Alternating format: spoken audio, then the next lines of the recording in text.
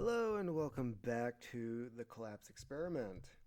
So, another video for today, and I'd like to talk about a company that it's a larger company. It's still considered indie press because it's not Marvel, it's not DC. Even Image for a while kind of became mainstream. I think personally, Image just got a little too big for their britches. But IDW. Now, recently, Boom Comics got bought out. Who knows what the hell is going to happen with that? But IDW, it's newer. I'm less familiar with it. Last I knew, Ninja Turtles was being published by. Was Image the last company I know that was publishing them, or was it somebody else? Because there was the Eric Larson series. I know there was one after that. And by the time it got to IDW with Ninja Turtles, they completely ignored all of that. It seemed like they went back to the Mirage uh, original Eastman and Leonard run and used that for their timeline as to what was going on with the Turtles. Uh, the last the last really good turtle story I ever read. Now, I haven't read The Last Ronin. I've heard really good things about it. I do have a copy on the way because I do want to read it. But the last story was City at War. And that was, what, a 13 issue stretch of the final story for the Mirage series when it came to the Turtles. I liked it. Um, that's kind of where I left off with the Turtles. I did read the Eric Larson series.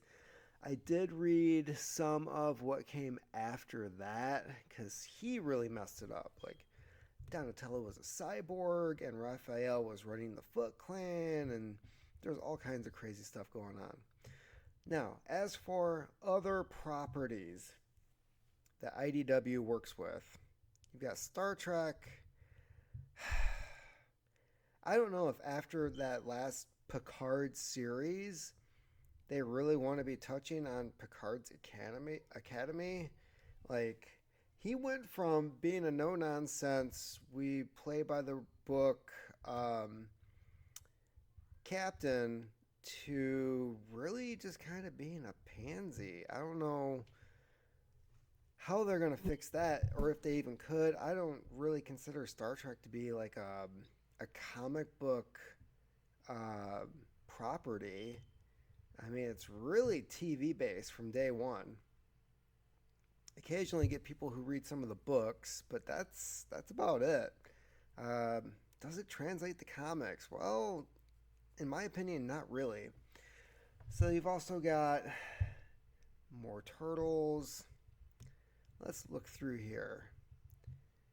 They seem to be doing some things for properties like Marvel stuff. I don't understand how that's working. Godzilla. I remember Godzilla comics back in the 80s, but Godzilla is one that really doesn't translate to an American audience. And when it does translate, it's because it's a Japanese import, and you've got a sumo dude in a foam costume who is stomping on balsa wood houses, and there's model tanks coming in, shooting at them. And as a kid, that looked pretty dang cool. But as for like some of the even the new Godzilla that just came out from Japan, that was pretty damn good. That was a good story. Um, Godzilla was still a giant badass. Uh, the stuff they've tried making in the states when it comes to Godzilla, it's like just don't. Like, what are you doing? Um, Besides turtles, other properties that I really like that IDW has is Sonic the Hedgehog. Never really thought of it as a comic. My daughter is really into Sonic. The comics are not bad. I've read several of them to her. Um, some of the issues I have with this is Sonic. Sonic is a kid's character, a kid's property, right? I've seen the individual issues and they're overpriced. It's insane. Like no parent is going to pay three $3.99, $4.99 for a 32-page comic of Sonic the Hedgehog that doesn't have a complete story. It's insane. They're not pricing it for kids, and even this collection here, which like I'm priced out of this $200 for 4 volumes. Um, Not happening. And even if I did buy it, it's not something I'm gonna let a 7-year-old sit down and flip through. Pages are gonna get torn, shit's gonna get ruined. You're no longer gonna have a $200 copy. It's gonna be a garage sale, like 5 years down the road, for like $5 if you're lucky, right? So it's kind of sad. They have something good here with Sonic. Like where I live, there's at least 5 kids that get off my daughter's bus that have Sonic hats, Sonic backpacks, Sonic shoes, Sonic t-shirts. Like Sonic is the end thing for like first, second graders, right? What kind of money do first and second graders have? None. They have their parents' money. Parents are not paying this for a kid's property. So, some of the other things. Let's look at the list here. Brands. What do they have for brands? Teenage Mutant Ninja Turtles, Star Trek, Sonic the Hedgehog, Lock and Key. That one kind of surprises me. Bloom County. That is a newspaper comic strip. Dark Spaces, not familiar with it. Let's look at Bloom County. Are they just reprinting the old strips? Is that what's going? Sorry, there are no products in this collection at present. Maybe this is something they're no longer doing. They have digital comics, news. Let's look at the news. Because there is a reason I'm going over all of this stuff. So, got a couple different articles here. Exciting variant covers. Cut that shit out. It's a waste of money. Turns heroes in a half shell upside down. The Teenage Mutant Ninja Turtles X Stranger Things crossover. Maybe. I mean, if it's done right, that's a possibility. I'm not seeing any of the news articles. Of course, they're not going to list the bad news on here. So, I believe it was back in March, April. It was a while ago. It was talked about on some channels. IDW cut like 30 plus staff. They stopped a lot of projects that were already greenlit. They lost some of the properties that they were allowed to print and work with. So it looks like the company's not doing good. But one thing I did like, and there's a very good reason for this, is the comics that they were supposed to be doing that were all of a sudden shelved. The people, now these were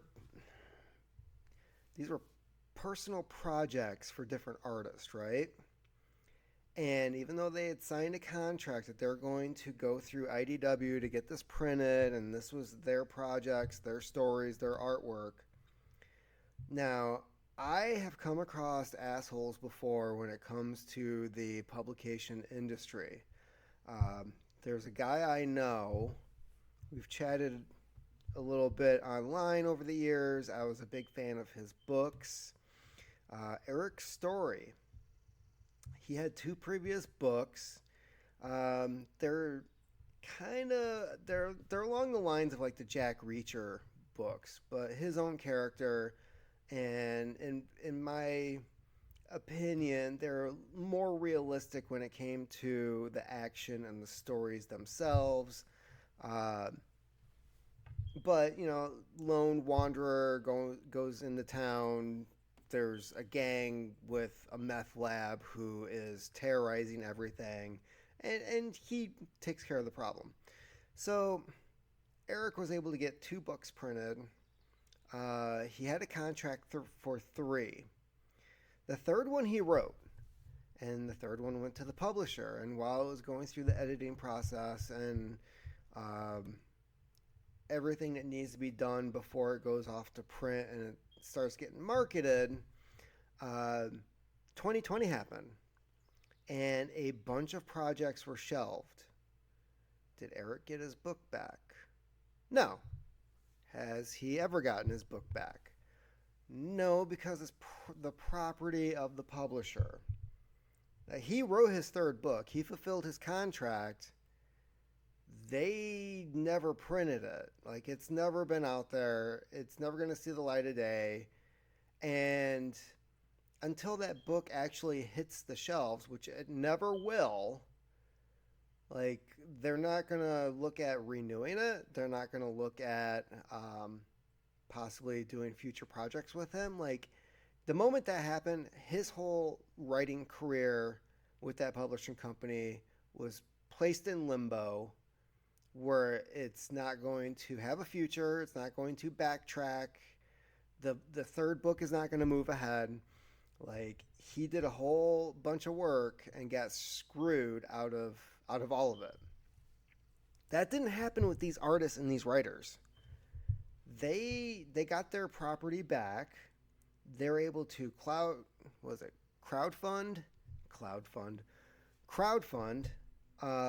They're able to get the ball rolling. They're able to fund it themselves. Like, that was kind of unheard of. And so I know that IDW is making some mistakes. And some of the criticism is that they're doing too much Ninja Turtle stuff, right? You've got Alpha. I don't know who this Jenica is. Um, Turtle Power Pack. Last Ronin 2. I don't know what this is supposed to be. It's a number 1. Godzilla and Power Rangers. So, yeah, they've got all this stuff happening. Sonic the Hedgehog, Fang the Hunter foil exclusives. Please don't. Kids can't afford it. If anything, make like library editions, hardcovers that can be banged around and kids can enjoy for years. Don't do these limited collector edition bullshit that kids are not interested in. It's Sonic the Hedgehog, for Pete's sake. So they did that. They gave the property back. That was good on their part, right? Oh, look, more Ninja Turtles. Slash, Black, White, and Green. Jeez, so they've got, what, 6 different Ninja Turtle titles right now? And they're trying to do Star Trek. They've got more Sonic coming out. Godzilla. I don't see Transformers anymore. That was something that I saw listed on. They must have lost that. So yeah, things are rough, right? But here's the thing. We can't make a difference with Marvel and DC. It's not going to happen, right? They're owned by big companies. They lose money all the time, and it's the big companies that keep them going. The whole point of DC and Marvel right now is to make material for movies, and the movies suck. IDW, they're trying to do something similar. I wish they would change their creative path. They're trying to buy property in order to sell it as a movie, TV project. However, they've done good comics in the past. They're doing good Ninja Turtles again, right? I just recently checked out it was a single issue Donatello. They used to do, Eastman and Leonard used to do single issues with all the different turtles. Like, you would get a Leonardo story, you get a Raphael story. They did that. And IDW did it again, where you got a story for an individual turtle. It wasn't all four. So they're bringing back what was great about the Turtles, especially during the Mirage series, not the Archie series, um, which the Archie comics were good. The first couple of them were just basically printed versions of cartoons that you had already seen on TV. That part kind of sucked, but but back then, unless you had it on videotape, you couldn't rewatch an episode of Turtles. You'd have to wait for a rerun. Um, Usually that happened off season, otherwise you're getting new episodes. But even the Archie comics were good because they were affordable. Kids can go, "Mommy, Daddy, can I get this?" And they'd fork over a couple of dollars, and the kid got a comic book. Um, Not really happening with this. I mean, these are like the Eastman and Leonard turtles that were very adult to begin with. They go around, they're killing dudes. Casey Jones is getting it on with chicks, and yeah, it's adult material. So we can sit here and we can complain all day about, oh, IDW, it's another company that's going into the mud. Like, it's sinking, it's not doing good, hasn't done good for a while, and does it have a future? The speculation is that whoever's running it right now is eventually going to just cash out and sell at the first option that's given, right? But there's something else I want to show you. And it's something that I have been pondering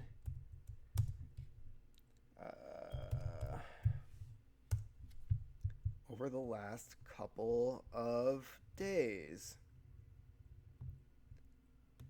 And that is IDW is traded on the stock market.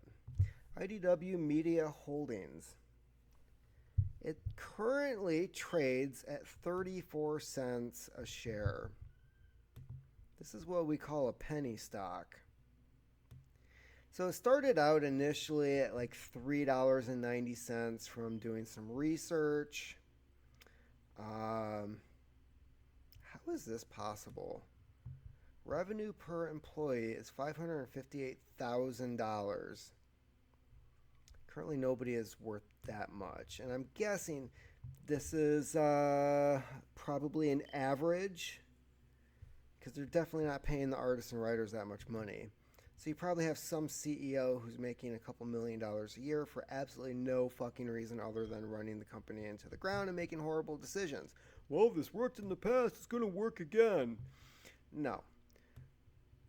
So, if there's one thing I've noticed working the majority of my life, companies do not listen to their employees. Companies do not listen to their customers. Companies listen to their shareholders, the people who own their stock. So you don't like DC, you don't like Marvel, you're not buying comic books. You're spending your money where? And my thought is, I remember going to the quarter bin as a kid. And you could find some good stuff in the quarter bin, but you got a lot for your money in the quarter bin. And depending on what you're pulling out of the quarter bin, told the store as to what to put in the quarter bin, because they want that stuff to move, right? So they're going to give you more of that. Now, what if, instead of just being fans and readers and collectors, the actual people who keep this industry going became shareholders in the companies that are supposed to be producing material for them? What if, and payday is tomorrow, so I've been contemplating this for a little bit, what if I just took $50 out of my check and bought $50 worth of this 34-cent stock and held on to it for a little bit and became an actual owner, partial owner of the company. I like the Sonic comics. I like the fact that they're working with Ninja Turtles. I don't like the fact that they're losing money on all these other projects. However, I would be a shareholder. If I don't like something that they do, I can sell the stock. And of course, by selling the stock, it drops down a little bit, and they just kind of cringe and they go, oh my gosh, what did we do to upset the people who actually own the stock? Do you see what I'm getting at here? The company does something we don't like, we sell, the stock drops. If we like what they're doing, you buy more of the stock. The stock goes up. The company is more solvent. Less likely to be bought out by some asshole company who's going to do shitty things with the Turtles, shittier things with Sonic the Hedgehog. Lord knows what the hell they would do with Star Trek. So if you want to protect the things that are actually good out there right now, like Ninja Turtles and Sonic, why not just buy some shares of the stock? The stock goes up a little bit. If I bought $50 in shares, it's not going to move this, right? If other people came in and they started buying it, the price is going to go up. And then all of a sudden IDW is going to go, what the heck? What's going on here? Imagine the realization when comic book readers, when they realize this isn't investors. This is the readers who are no longer buying the shitty comics that are out there and instead are buying the fucking company.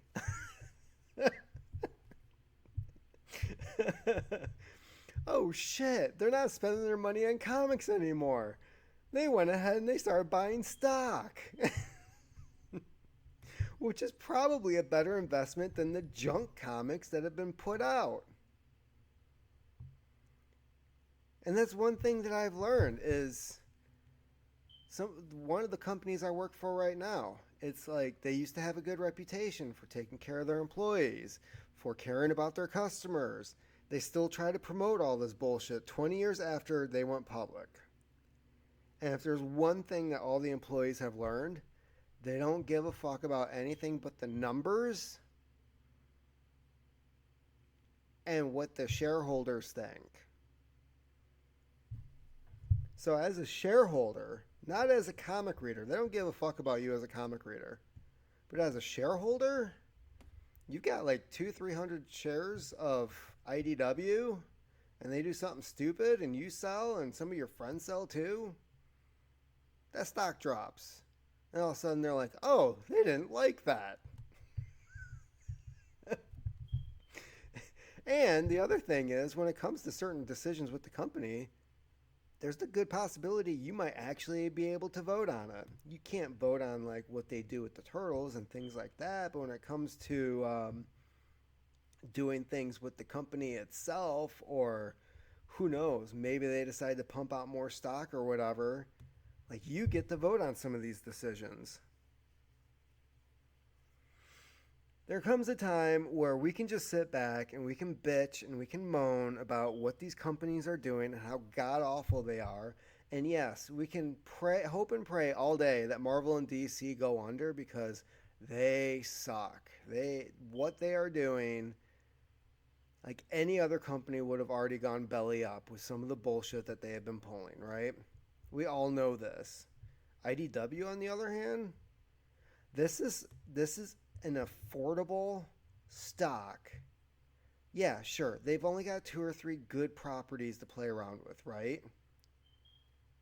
But dude, if they do it right, if they do Turtles right, okay?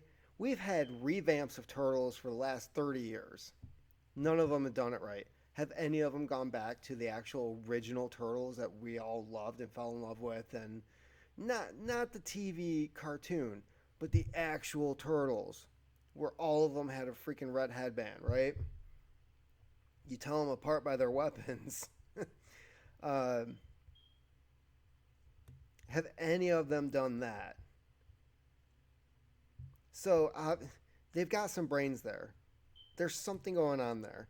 The fact that they gave the properties back to the owners when they cut the projects, that is a huge win. That is saying these guys, they want to work with people again in the future. They can't screw over a bunch of people just to save money and say, no, no, no, we're holding on to this. We still have a contract. When the time is right, blah, blah, blah. And then those people just lose their projects forever. They didn't do that. It looks like they want to actually continue in this business. It's just they really have to figure out what the hell it is that they want to do. Do they want to do TV? Do they want to do movies? Or do they want to do freaking comic books? And, one of the only comics that the library I work at buys is IDW. They buy Ninja Turtle comics for the children's area. They have all of the Sonic comics in the children's area. And then there's a couple of other titles I was finding. My Little Pony, I think they might have lost that too. I didn't see any of that listed on their website, but it's My Little Pony. It's, they can go frolic somewhere else for all I care. But the point is, these are the titles that are actually being bought by institutions, right? So, I don't know. I think, this is a low point for the stock. This might be one of the lowest. It's been down to 28 cents. So it's gone up a little bit since then. And I think within the last year, it did go back. It fluctuated back up to 58 cents, I believe I saw in here. Or maybe close to 60. 52-week range, 65. So, yeah. It has gone up and down. It's it's 90% below what it initially started out as in 2009. 2009. They went public in probably the worst year possible. Probably it was overvalued then. Maybe this is a more accurate price. I don't know. But yeah, we've bought comics. How many of those have devalued the moment we walked out of the comic shop? Never going to get that $3.99 back. But look at this quarter bin here. 34 cents a share.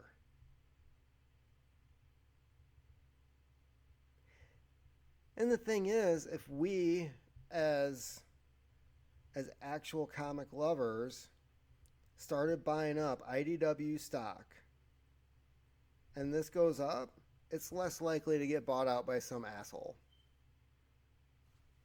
Make it unaffordable.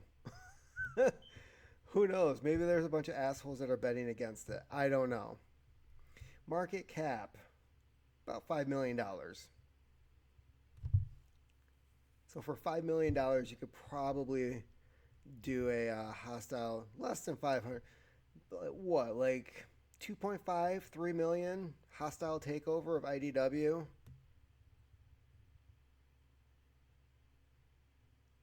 With a lot of bad comics on the shelves, there's a lot of money in people's wallets. Why not buy a comic company? Keep on typing.